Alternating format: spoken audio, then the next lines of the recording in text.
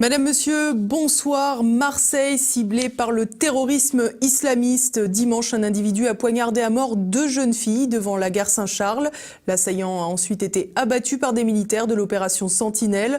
Une attaque qui intervient la veille du vote sur la loi antiterroriste. Thibaut Bastide.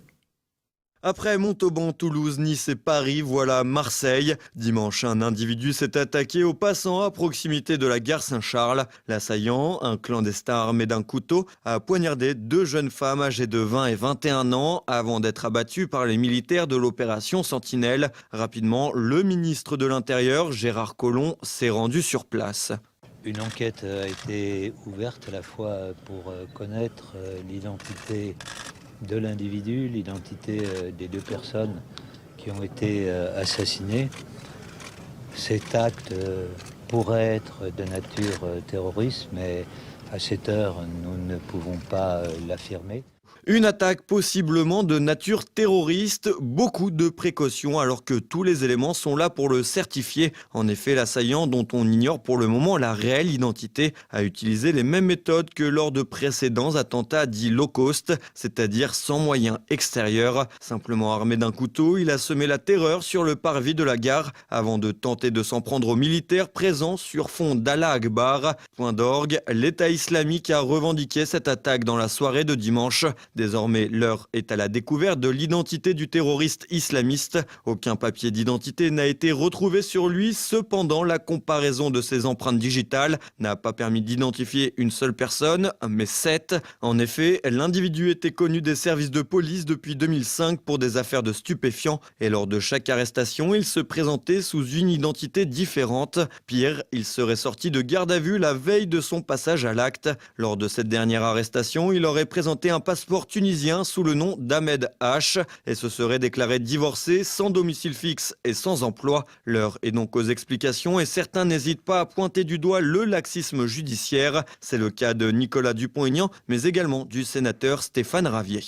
Ce qui devait se passer s'est passé. Au-delà des discours anesthésiants, droits de l'homiste, tirés de la religion laïque et obligatoire du vivre ensemble, eh bien, la réalité s'est imposée. C'est un sentiment de colère, bien sûr. De colère donc envers les autorités de ce pays, de cette ville, qui, encore une fois, englués dans leur idéologie, eh bien, ont laissé venir ce terrible attentat. L'idéologie qui veut que, mon Dieu, bon ben voilà, c'est l'idéologie qui a pris le dessus sur la réalité et qui conduit les Français à devoir subir, et hier dans la tragédie, dans le sang, la présence d'individus qui auraient dû depuis longtemps être expulsés du territoire français. Mais encore une fois, la réalité, eh bien, c'est pour les Français et l'idéologie des bien-pensants qui vont d'ailleurs continuer à l'appliquer coûte que coûte.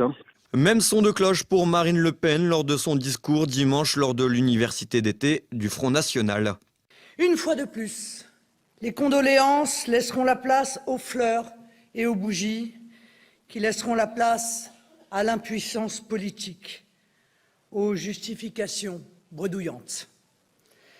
Face à ces meurtres barbares, notre espoir, c'est que l'on prenne en haut, enfin, la mesure du danger que court notre peuple et qu'on considère enfin le terrorisme pour ce qu'il est, à savoir un acte de guerre et non pas un crime de droit commun ou un acte de délinquance comme un autre.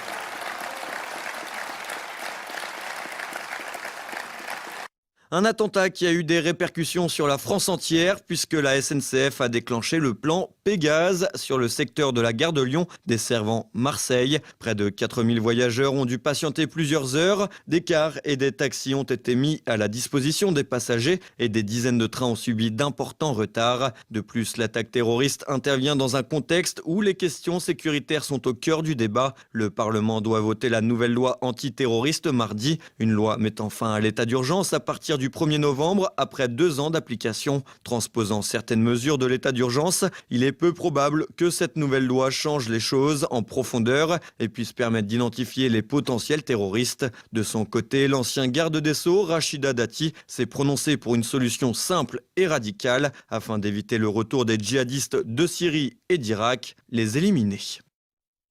À la faculté de la Timone, où Mourane était en 3e année de médecine, c'est la consternation. Du président de l'université aux étudiants, tous sont sous le choc. C'est terrible ce qui arrive.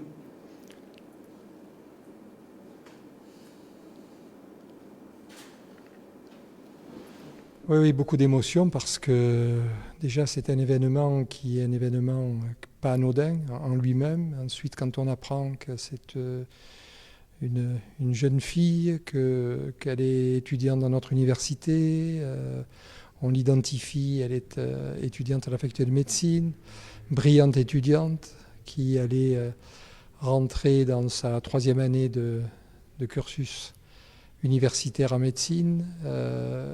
C'est terrible, quoi. C'est terrible. C'est particulièrement le sérieux et la bonne humeur qu'elle avait qui marque les étudiants avec qui j'ai eu l'occasion de parler d'elle jusqu'à maintenant. On est des promotions qui sont unies, qui sont extrêmement soudées. Le président l'a dit, l'étudiante avait participé à différents événements de solidarité. C'est ça qui nous rapproche les uns des autres. Et donc forcément, quand il y a ce type d'événement tragique qui arrive, tout le monde est touché. Une cellule de soutien psychologique va être mise en place au sein de la faculté de médecine de la Timone.